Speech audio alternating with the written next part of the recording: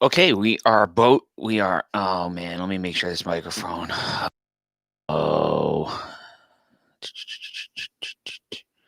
All right, so we are also on, not only are we on Twitch, we're also on YouTube. So we did both. So those of you that are watching on Twitch, you can also watch on YouTube. I don't know if I'm going to tweet that out or not, or get on. Let me see if I can find it first on the YouTube thing and then share out that link. Let's see. Share. Copy link. We'll get out of there. And we also go on here. Photo. And scroll back here. As we will get to the recording here. I'm just getting on right now and trying to get everything set up. I'm going to try to do 2 in 1. We're going to try to do our podcast on both Twitch and YouTube. So we got that all there.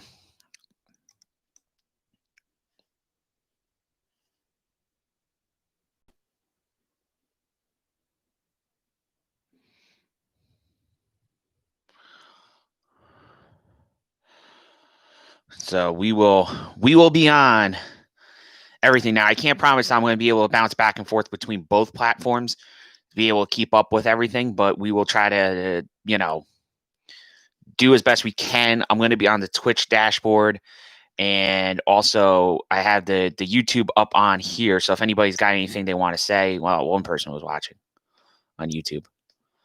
But if you guys got anything, just drop it in the chat. I'll try to drop into both as often as I can, but I also have to get into Anchor and try to do what I got to do. So for those of you who've never watched the podcast before, basically what I'm going to do on a live record is I don't do like what a lot of no, I don't know who you're talking about to that Twitch streamer. Pluto's, I don't know who you're talking about. No idea. So for those of you who've never listened to the podcast before, basically I don't have a big fancy setup here. I have my Turtle Beach headsets, I have my laptop that I'm using, and that's about it. I don't really go crazy here because I do this for fun. I don't really do this to make money. Yeah, I'm on YouTube. Yeah, I'm on Twitch. I know that the platforms a lot of people use to create content, make money, and all that stuff. That's not the point of this. For me, it's more of having fun. I know that these are two very popular platforms that people go out and listen to stuff on. So that's why I use these vehicles, and they also don't cost me anything. So that's the best part of this whole venture, is it doesn't cost me any money to put this all together. So what I do on the live records is I try to let you guys know what I'm doing as I'm doing it. So I just put in my intro for the show, so that just got dropped in there, and I'm just interested to see how different angles from Twitch and YouTube. So that's different, but not terrible, but different. So I dropped that in. Then my sponsored segment, which my only sponsor is Anchor, whatever, it's fine. And then now we're gonna record the show intro. So the show intro is usually brief, like a minute or two. I come on and I talk briefly about what the show is going to be about, what this podcast episode is going to be about. And then we kind of take a little quick transition break. That way there, in case I ever did get more sponsors, I could do a drop in there or something like that with the sponsor, then take a break, and then we'll come back and we would, be able to go from there. So let's do that right now. Hey, what's up, everybody? It's Bio here, Crew Chiefs Corner podcast on a Monday. And what a race we had Sunday. Kevin Harvick picks up his 51st career NASCAR Cup Series win, and it comes at a 1.5-mile track that he only had 2 other wins at. It's hard to believe, as dominant as Kevin Harvick's been over the last 4 to 5 years at Atlanta Motor Speedway, this is only his 3rd career win. His first career win was his most famous, obviously.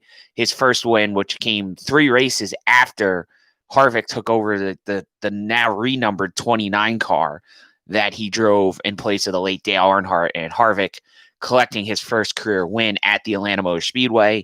Harvick paid tribute to Earnhardt on Sunday with a Polish victory lap, which honored Alan Kulwicki, but it also honored Dale Earnhardt with the three fingers out the window, saluting Dale and the fans that were watching on TV as well, which I thought was kind of cool for Harvick to do. So on this episode, we'll talk about that. We will talk about the Saturday doubleheader. So we had the trucks and Xfinity. I also realized all my guys that I picked to win races this weekend did not win. So the Georgia boys did not sweep up this weekend, but we'll talk about that. We'll talk about Kyle Busch's anger at the tower, whether or not that was actually something that, was warranted or not. But, it's Kyle Busch. So when I get into it, I'll talk a little bit about how I feel about that. And then we will talk a little bit about any of the news and notes that popped up over the last couple days. I know paint scheme that just got revealed. So we'll talk a little bit about that. And then we'll dive into Martinsville. We have a midweek race this week. So a great week for me to be on vacation because normally I'm not on this early on a Monday doing a show. But it's great to be able to do it and to break down the race at Atlanta, look at Martinsville up ahead, and then we will also take a dive into all the latest news and notes from around the sport. So buckle up. We are ready for a loaded episode here of the Crew Chiefs Corner podcast, which will get started right after this quick break. And there we have it. That is a show open. Now I know some people when they do these live streams of their podcast, they're actually like just straight out recording. They're not doing it in their app and doing all the stuff that I do. But I used to go in and record stuff on just on my computer. I used to be that guy. I used to be that person that would go on and just record, and then then I would go in and edit or maybe not edit. I don't think I've ever edited a single one of my episodes. June 8th show open. And then now we go find one of my infamous transitions here. If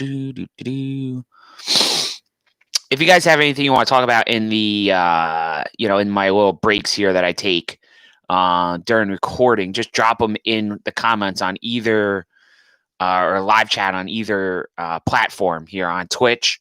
It's twitch.tv/Giants, like the football team Giants, 02122. And then obviously if you're watching us on YouTube, you have found us on Crew Chiefs Corner, which is our YouTube channel. So either way, let me know if you guys have something you want to chat about in either platform. We will get to you guys as best we can. Like I said, I have the dashboard on my phone. I have the YouTube up on the laptop. So, and the laptop is what I use to record the podcast episode. And it's also how I stream out on Twitch. So, you guys are kind of seeing everything at the same time. So hopefully everything's not buffering. There's no problems with the internet. Hopefully everybody's getting to see a pretty good image of the live show. And then you see this beautiful diecast display behind me, which if you tune in later, so later on tonight, I'm going to do a shameless plug here because there's, I think, 2 people watching. If you go on facebook.com/thecrewchief, that's actually our main hub of all of our social media activity. That's where I do a lot of my Facebook lives on, obviously, because it's Facebook. But I do a lot of our social media activity takes place on Facebook, and then we share it on other platforms. We're on Twitter, we're on Instagram, we're on TikTok. Which I haven't done a TikTok in a very long time, so we'll have to do one of those here in a little bit, which kind of promotes the other stuff. So we'll get on TikTok, but we'll do that later today. But anyhow, if you go on facebook.com/thecrewchief, we are going to do a Facebook Live later tonight. I'm going to be back on Twitch, so twitch.tv/Giants02122. This is a screen name I've had for a long, long time, and a lot of people have asked me why that particular name. That's just something I've had for a long time, and it's stuck, and it's something that is unique to me, and something that I have had since the AOL days. So for those of you that are old enough to remember the America Online days, where you had to have a unique screen name and stuff, that's where it was born, and that's where it's kind of come from. And it's been around in a lot of different platforms, a lot of different iterations of things. It's also my Xbox game tag and some other cool stuff. So it has made the rounds over the years. But we'll be on Facebook at 8 o'clock. We will be on Twitch at 7:30. I do a pre-show, and usually I talk about some of the diecast behind me on the pre-show, because I don't like getting into the Facebook Live stuff during the pre-show. The pre-show I usually like to keep unique and different, so that you guys tune into the pre-show. But it's kind of like a warm-up comedian. You come on and you do a show and kind of talk about some stuff, and then the main act comes on. Well, I don't have anybody else to do a pre-show with, per se, so I just kind of come on and do my own, and I usually talk about the diecast behind me, and we'll have some fun with that at 7:30, and then the full show at 8, usually about half hour, 45 minutes, about the length of the podcast. Back in the day, the podcast and the Facebook Live were the same thing. I have since separated the two.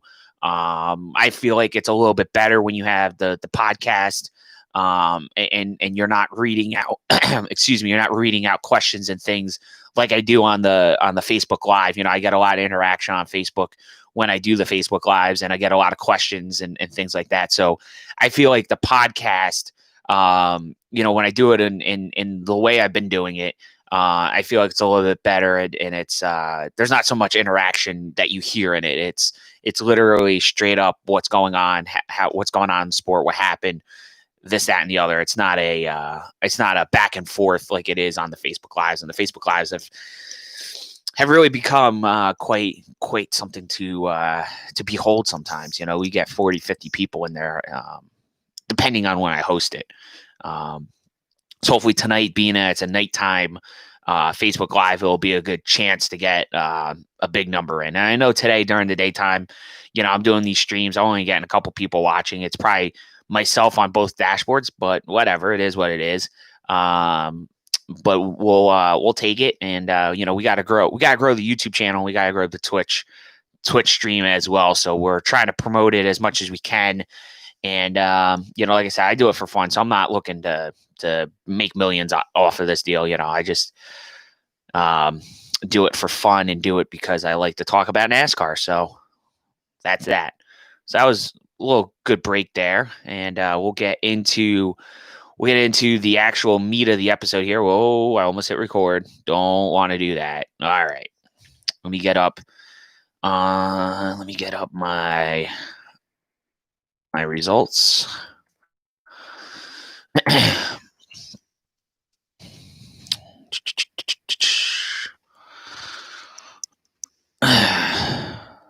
that. Let's get up my results from yesterday. Over there, we are good and ready to go for this race recap.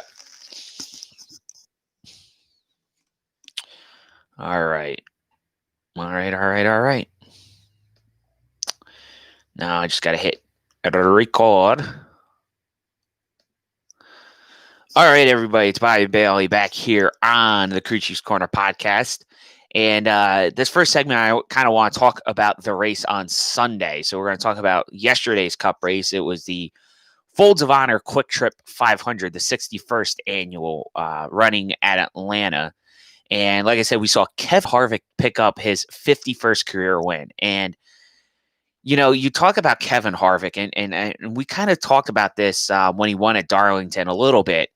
Harvick is good at certain tracks. And the term Harvicking, or Harvicking, as they made it kind of in vogue again, I guess, on Sunday, or popular again on Sunday, with Harvick's win at the Atlanta Motor Speedway.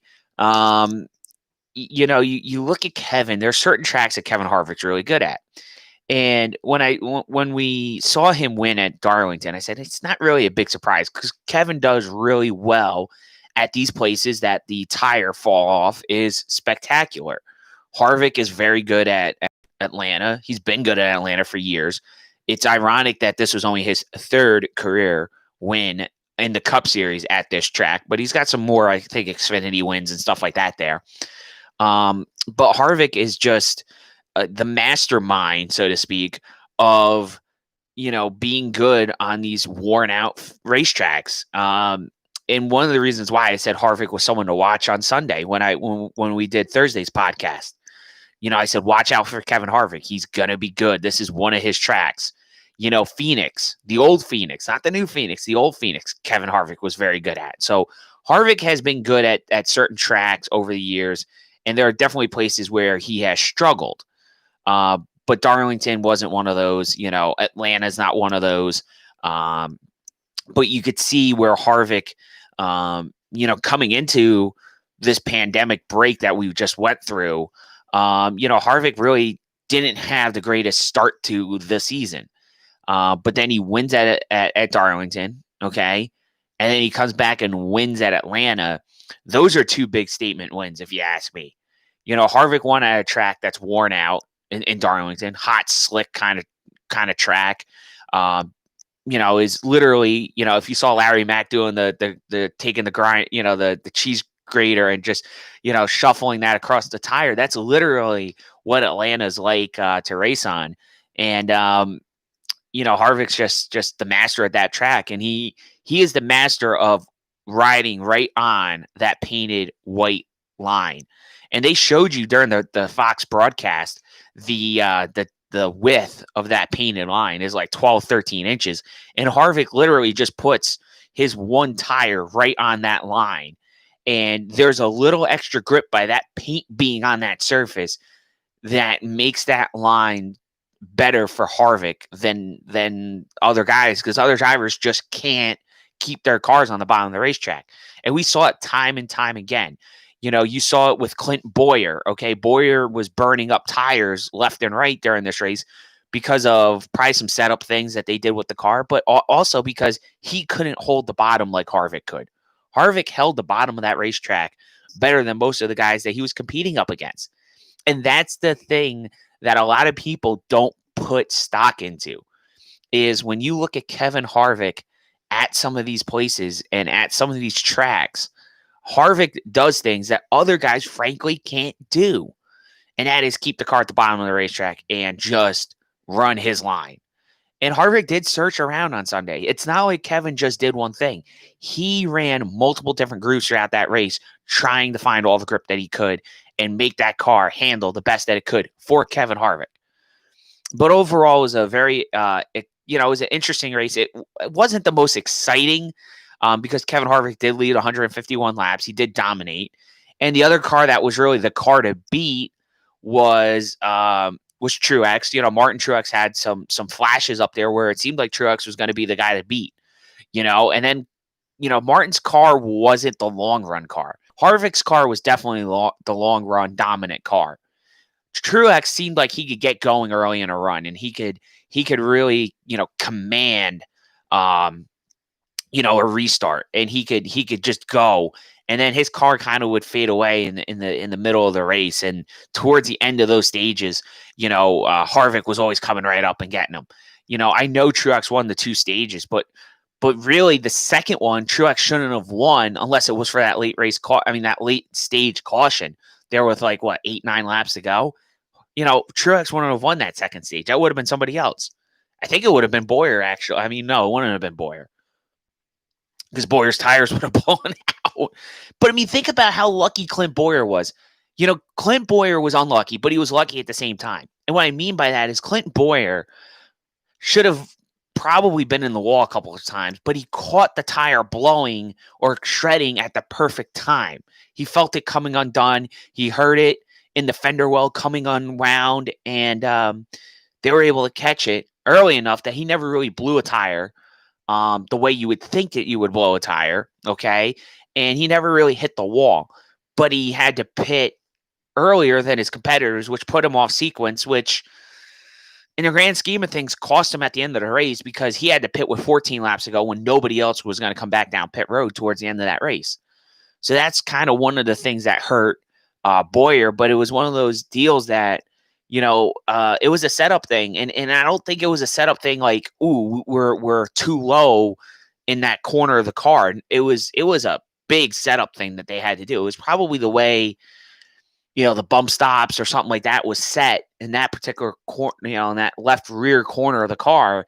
The way that the bump stops were set up, or the way the car was jostling, on that setup, and it was just the way it was going.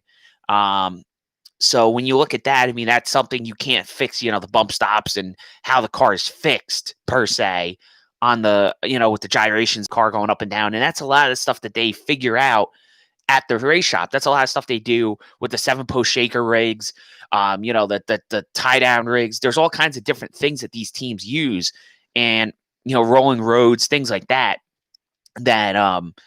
basically they go and the engineers go in and type in all this information on their computer, and they simulate the surface of Atlanta Motor Speedway. And these guys, the engineers at the shop are literally trying to figure out, like, what's the perfect ride height for that track, and what can they do with the bump stops, the shocks, the spring, how far the spring's going to travel, all that stuff, how much they can stiffen everything up, and how low can they really go without impacting the car.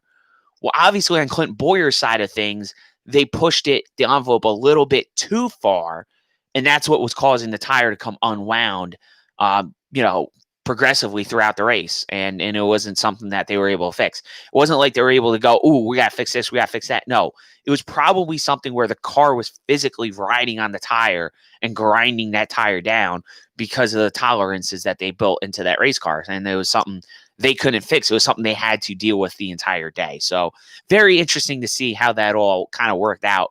But like I said, I think it was something physically with the car, not necessarily something that was created because of low air pressure, or too hot, too much air pressure in the tires, or something like that. I think it was something with the actual setup of the car and the way the car was riding and rubbing up against that tire. I think was what really caused Boyer's issues on Sunday.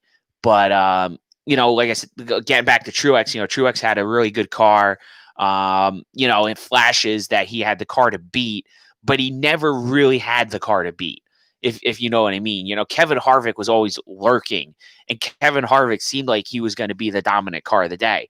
It was just Harvick's car was the best at the end of the race, which is the frustrating thing, because that final restart of the race, Harvick and Kyle Busch are fighting like cats and dogs, trying to figure out who's going to be leading, because they know clean air is king. And it's been this way. And this is one of the things I kind of laugh at, because somebody said in a comment on one of my posts, I think it was after Charlotte, I think somebody after 600 said it's a lot of follow the leader. Clean air is king. And I said, this has been a thing that NASCAR's had for years and years and years. Whether you like this particular package or not, this has been something that it's not a unique thing to this package. This is something NASCAR's been fighting for years and years, it seems like. And this is just something that, it seems like clean air is king at some of these tracks. And it seems like that's the case that we saw in the 600. But yet the Wednesday race was so much better at Charlotte. So then it made me think, and it's something we're going to discuss a little bit later on, is NASCAR's 500-mile races not as exciting as NASCAR's 312-mile races? Because now NASCAR has given you two different models. They gave you the 600, which a lot of people out there said was boring. Okay. Then you saw the 312-mile race on Wednesday, which a lot of people thought was really exciting. And then you had Atlanta, which I think, of what I've seen, a lot of people said it wasn't the most exciting race they've ever seen. So I think what NASCAR has got to figure out here, and this is one of the things I think we'll see maybe some headway in, is NASCAR is going to look at this and say, the 312-mile race is what we need. That's what we need. And we need to shorten up the cup races to around that distance. 312, 350 might be our sweet spot, to run a race. And that would give us the opportunity to run midweek races and do all that. I think the other thing NASCAR is going to look at, and the thing that we're going to discuss up here in the next segment, is, has NASCAR stumbled upon the way to run midweek races, which is no practice, no qualifying, and just go out and race them and run them for 312 miles, which is 500 kilometers at certain tracks. 312 miles, 310, 311.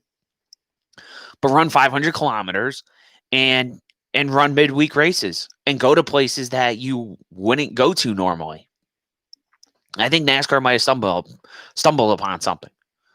And I think you even run 312 miles, dare I say it, at some of these short tracks. 350 might be a little bit better. You might just round it to 350, call it a 350 lap race. But I do think NASCAR stumbled upon something. So we'll discuss that. We'll discuss the Xfinity race and the truck race. And then we'll get into the news and notes of the day. That's all coming up here next on the Crew Chiefs Corner podcast. We'll be right back after this quick break. The other thing is I'm going to start, and you're going to notice it from this episode going forward. We're going to kind of break topics up into segments too, just because I think it's a little bit better rather than having trying to jam in a 35-minute episode and all that stuff. So Cup, we're going to do Atlanta Cup race review. Also, because I didn't really watch a lot of the Xfinity or the truck race because Saturday I was working. So we're just gonna kind of go over the winners and go over Kyle Busch and stuff like that, and then we'll move on to the next thing because I really didn't watch much of the truck or the Xfinity race.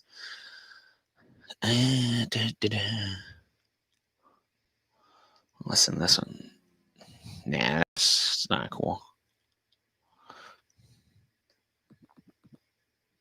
That's a good one. All right, so we're going to record our next segment here. Make sure everything's still up and running. Everybody's good. Everybody is good. All right, cool. I'm going to hit the right button there.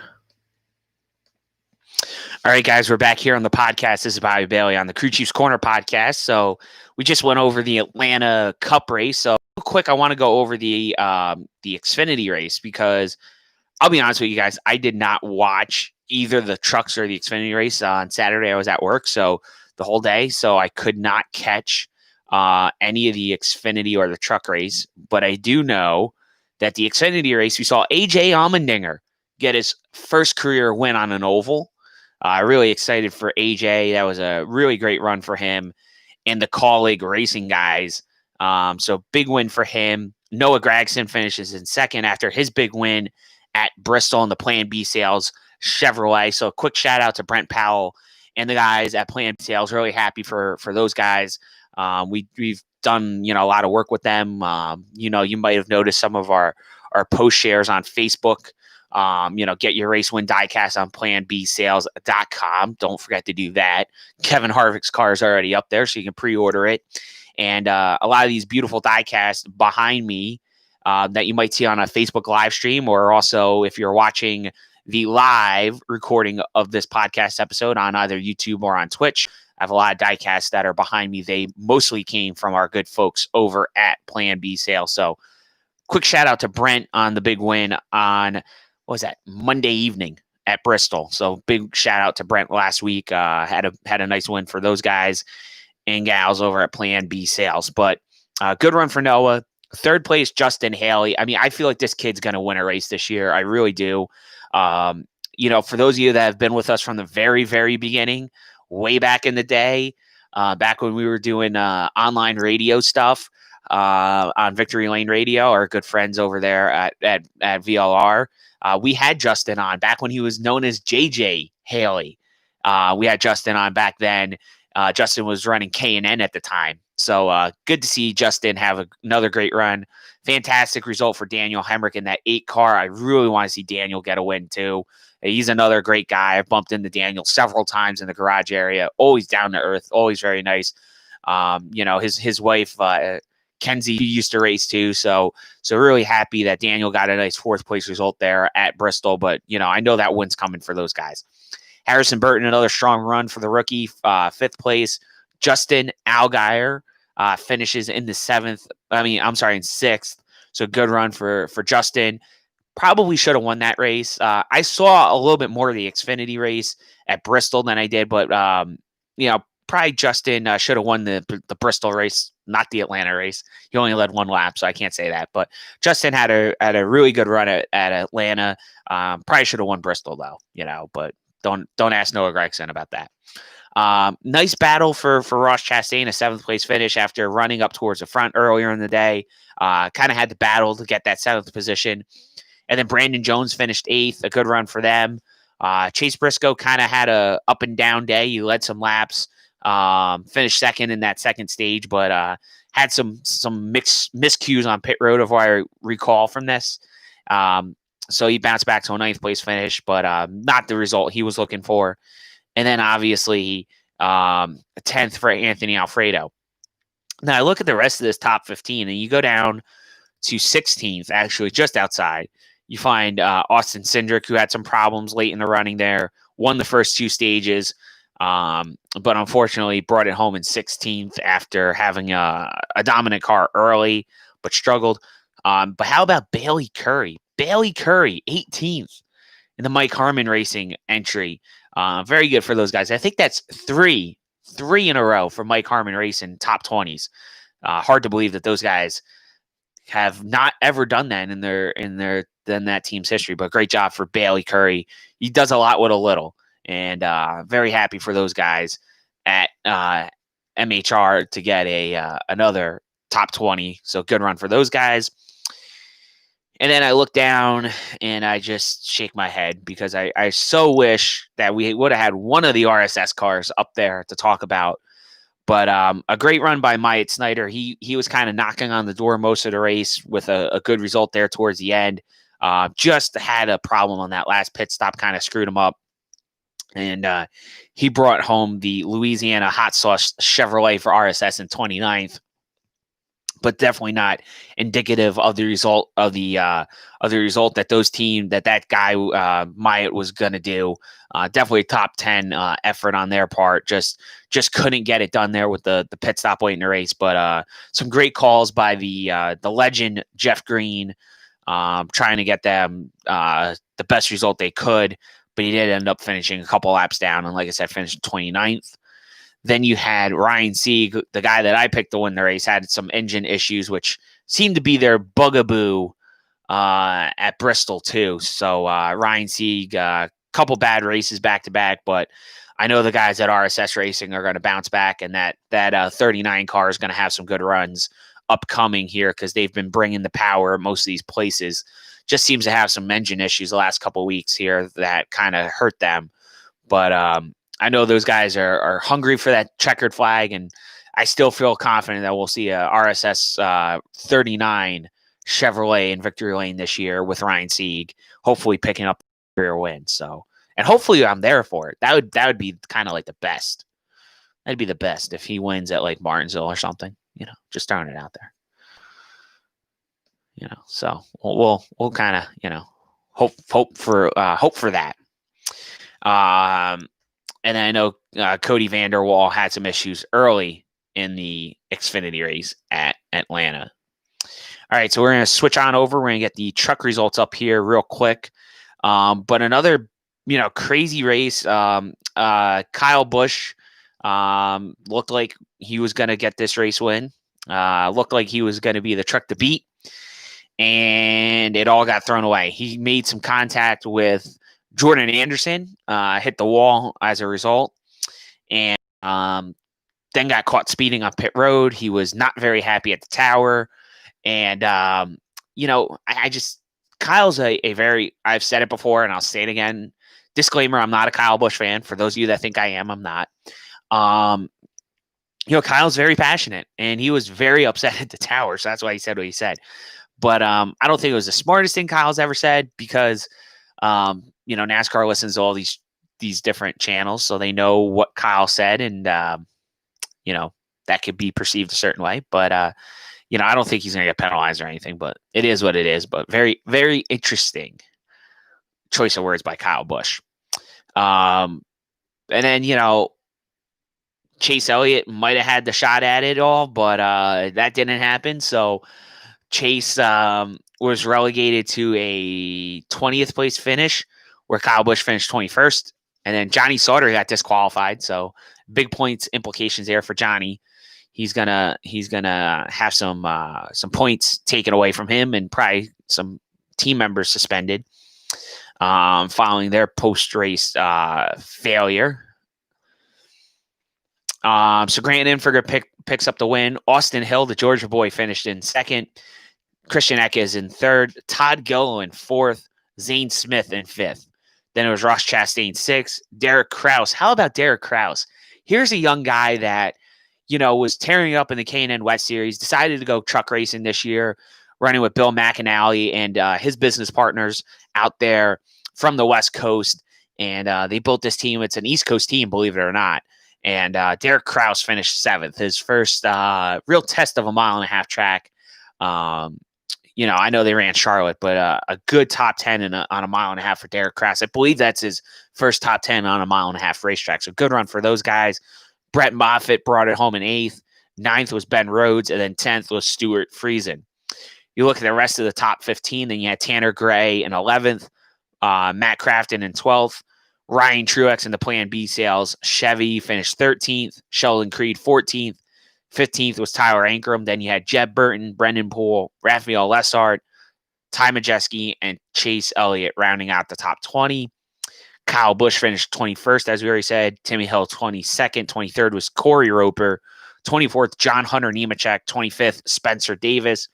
Clay Greenfield 26th. Spencer Boyd 27th. Angelo Ruck in the 28th spot. Corbin Forrester 29th. 30th was Austin Ruane Self. Tate Fogelman, who had a great run at Bristol. Not Bristol. He had a great run at Charlotte. Bailey Curry, 32nd. Cody Rohrbaugh in 33rd. 34th was Greg Galding. 35th was Jesse Little. 36th was Jennifer Jo Cobb. Jordan Anderson, 37th. TJ Bell, 38th. 39th was Ben Duzat. And then 40th, disqualified, was Johnny Sauter. And those are the results for the Gander Outdoor Truck Series race at Atlanta. So moving on. We are going to talk about a couple different things. The first thing I want to talk about is the good folks over at Keen Parts and CorvetteParts.net have just released their paint scheme. I'm going to share it out pretty quick, but if you've seen Corey LaJoie's Old Spice car from last year, where there was a picture of Corey's face on it and they had Old Spice all over it, it's essentially that same paint scheme, except Keen Parts and CorvetteParts.net will be on the car, and they put Corey's face with a face mask on it. So it'll be the social distancing 2020 car for Corey LaJoie instead of the face car. So I thought that was pretty neat. Leave it up to Keen Parts to always come up with something kind of cool, but that'll be on most of the social channels here in a little bit. And then this weekend, don't forget, we got Bristol. We got 40 cars entered for the Cup race at Bristol. Cup race at Martinsville. I wish it was Bristol. Cup race at Martinsville on Wednesday. 40 cars. The entry list is up on The Crew Chief, all on our social media platforms. It's on Facebook, Instagram, and Twitter. And you'll be able to catch that on there. And we have a lot going on this week. We are going to do another Facebook Live probably around Thursday. We have one coming up tonight, Monday evening at around 8 o'clock. It's on facebook.com/thecrewchief. So you can catch us on there. We'll be going live, and then we'll also be on our Twitch channel. It's twitch.tv/Giants, like the football team, 02122. And that'll be at 7:30. I'll talk about some diecast that I have behind me on my set here that we use to record the podcast and all of our Facebook stuff. So you guys will see that at 7:30. And then, like I said, we'll catch you all on our next podcast, which will be on Thursday. And, I guess the only other thing really to talk about in this last little bit that we have is to talk about, the beginning of that race. NASCAR did a pretty powerful statement. I thought Fox did a really nice job with the pre-race of what I saw of it. I didn't catch all of it because I was kind of in and out of doing a couple of different errands and things like that. But, for them to stop the cars right before taking the one to go and parked the entire field on the front stretch. And Steve Phelps addressing the field, I thought was a pretty powerful statement.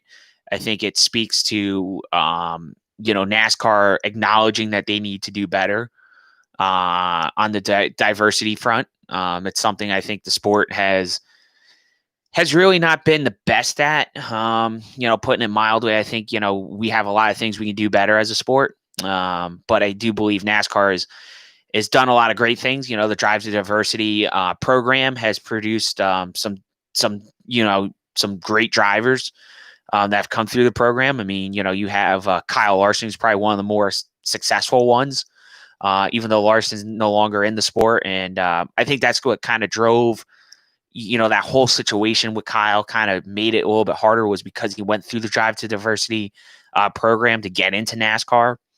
But you look at some of the other people that come through there, obviously, famously Bubba Wallace has come through that. And there's been some other drivers that went through there that were African-American, drivers.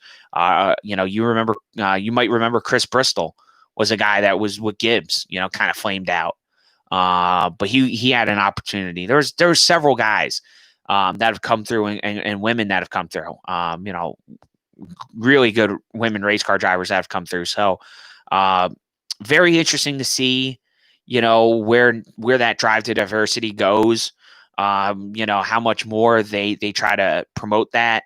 And they're doing the same thing with crew guys. They're promoting the diversity in the crew members. I mean, there's a lot of guys and gals that work in this sport now that, probably 30 years ago wouldn't have been in it, to be honest with you.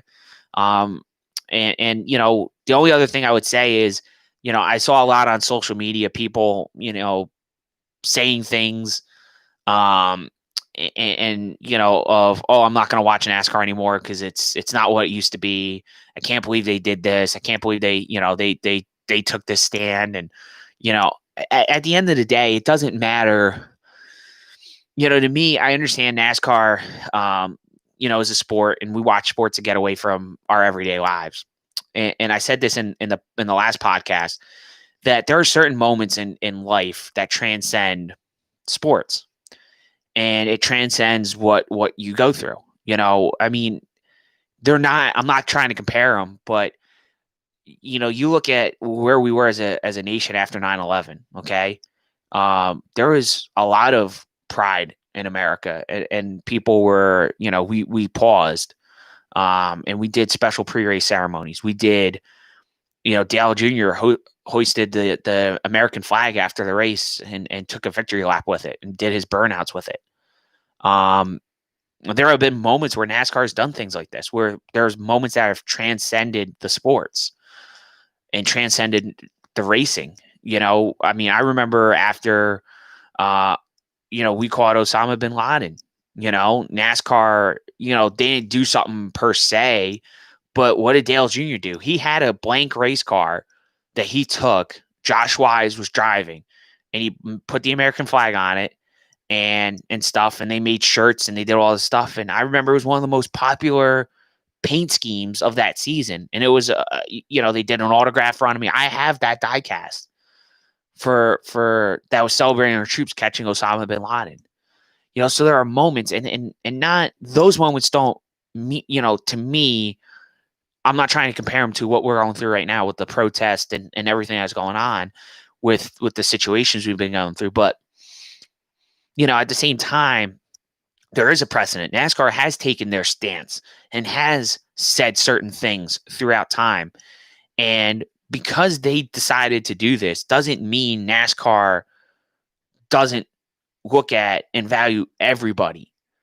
But right now, there's a group of our and I said it in our statement, there's a group of our brothers and sisters that do feel like they're being discriminated against, that do feel like they're being treated unfairly, that do feel like they're being socially oppressed and things like that. And that's where I think NASCAR is trying to say, listen, this is wrong. I don't think there's anybody that has any big entity, whether it's a corporation, whether it's a sport, whether it's a person that publicly come out that's a big sports figure or a big athlete or a big celebrity has come out and supported the other side in this. Everybody's rallying behind this. This isn't just NASCAR taking a stance, a public stance, and saying, we're going to be the ones that get behind this. No, everybody has gotten behind this. And some leagues haven't done what NASCAR's done. You know, you look at the NFL looks like hypocrites in this because of the whole thing with Colin Kaepernick and how they blackballed him. But now you look at the other side and look at NASCAR, a sport that hasn't really had the best past, but has made steps to get themselves better. And that's the thing that makes it troubling when you read the comments that you see on social media. And what I mean by, look at some of the stuff that was posted, whether it's NASCAR on Fox, whether it's whoever, or just go on Twitter for all I care. You'll see some of the comments that are out there. And it just, I get everybody has their First Amendment rights. They can say whatever they want. This is free speech is predominant in this country, and that's something that's one of our rights. But at the same time, I mean, you look at it, you see some of the comments, and then you wonder why our brothers and sisters feel the way they do. It's no surprise, because you see stuff like that, and even for myself, I'm embarrassed that people say these things to other people, because that's not how any of us were raised, or maybe that is how some of us were raised. But we got to be better. We got to strive to be better people, and to just frankly just love and support everybody. You know, this isn't a me versus them kind of world. We got to look at it as we're all in this earth together. We're all on this planet together, and the more we get along and the more we understand each other and listen to each other and understand our differences, the better off we're going to be. And believe me, I don't like talking about this stuff on this kind of a platform, but I do it because I feel like, people have listened to this. We're almost at 300 listens here on the podcast, and, we have 6,000 plus people that follow us on Facebook. And, I had far more positive comments on our stance, or not our stance, not only our stance, but our statement that we put out. And that's why I'm going to talk about it, but I'm not going to use it and talk about it every single week. I just felt like, with this, with the pre-race that NASCAR did, it was something to talk about today. It was something to discuss, but I didn't want to put it right in the front of the podcast because we did that last week. But I felt like towards the end here, I wanted to discuss it. And like I said, I just think we as a nation got to come together, and we got to do a better job. We got to, like I said, we got to support everybody. We got to help out, where we can and when we can, and do a better job. And, like I said, just it's all about being respectful, being, positive. Change, has got to come. We got to see positive change. And at the end of the day, that's what it's all about. But it was just watching the comments. I had to block some people, which I don't like blocking people on social because, it's not fun. It's just not fun. But when you make certain comments and you say certain things, and then you say it about accredited media members, and then wonder why all these other people are blocking you. Well, if you're going to say something to Jeff Gluck and say something as insensitive as this particular one person did, it's no joke why I know like a whole bunch of other, accredited media members did the same thing. It's the same deal. So I just really wonder, where some people's heads are with these things, and it's just, it's crazy. But, like I said, we all just gotta get through all this. We gotta listen. We got to do far more listening than we gotta do talking. And we're gonna listen quite a bit, and we're gonna see what we can do better. But I think as a sport, that was an important first step. And I'm proud to be a NASCAR fan. I'm proud to be a person that has followed this sport for over 20 years, and we'll carry on with it. But it's crazy to think about some of the stuff I read. Just absolutely crazy. So we got to do better. We got to do better. If you don't want to watch, that's your prerogative. But you don't want to listen, that's your prerogative. But they had to do it. They had to. You don't want to be the only ones on the other side. That's all I'm going to say about that. The other thing that happened yesterday that kind of made me shrug my head a little bit was when Bubba Wallace passed out. I know there was a lot of people that were kind of like, yeah, this is the other thing that was on social yesterday. It kind of just irked me the wrong way. And a lot of times, after races, I have to get off of social media because, the jabs back and forth between the fans, this one's, a jerk, that one's a jerk. You got to get off of there sometimes and decompress and just watch, something else. Um, but Bubba passed out. And listen, it doesn't mean Bubba's any less of a race car driver. It doesn't mean Bubba's any less of an athlete than anybody else. It doesn't mean anything. Everybody's bodies react differently to heat and humidity. For those of you guys and gals out there that were Kasey Kahne fans, okay, Kasey Kahne had dehydration problems late in his career, which is one of the reasons why Kasey retired from racing. Bubba Wallace has now been passing out after races, after hot races. Now, he did it at the Roval last year when Alex Bowman infamously came over and squirted a bottle of water in his face, which was not the best idea that Bowman's ever had in his life. And now Bubba passed out not once, but twice, basically, after Atlanta.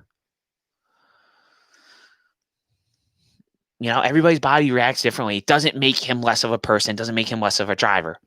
And then the craziness between people going after Denny Hamlin for his comments they made to Corey LaJoie was a whole nother thing.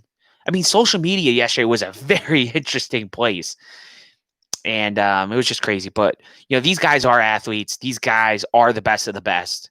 And they're far better race car drivers than I ever could have been. So, they do a great job. They put on a pretty good show. So at the end of the day, that's what we're all here to watch is NASCAR, right? We're here to watch a race. So going forward, that's what we'll be talking about, racing. But I definitely appreciate all the comments on the last couple of podcast episodes I've done that we talked about some of the other stuff that's been going on. Like I said, that has transcended sports.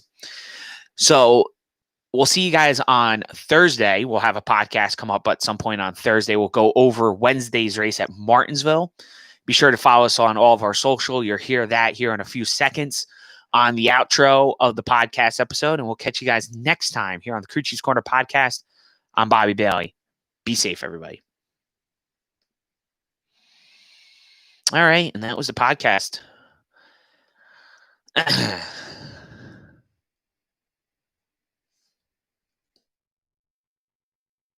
That was the podcast. So from here, I'm just going to, come on.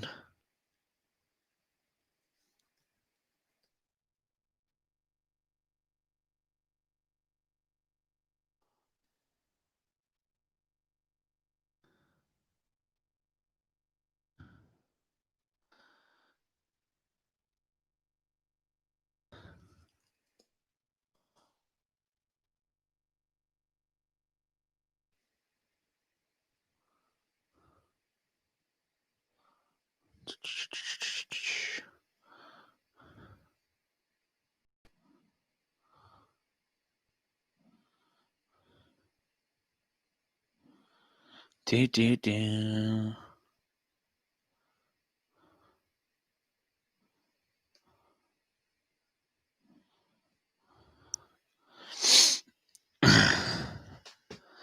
All right, guys. So that is it for today on the live stream for the podcast. We'll catch you guys later. 7:30. Go on twitch.tv/Giants02122. We'll be on there at 7:30. Then it's going to be Facebook Live at 8 o'clock. So facebook.com/The Crew Chief at 8 o'clock. We'll see you guys then.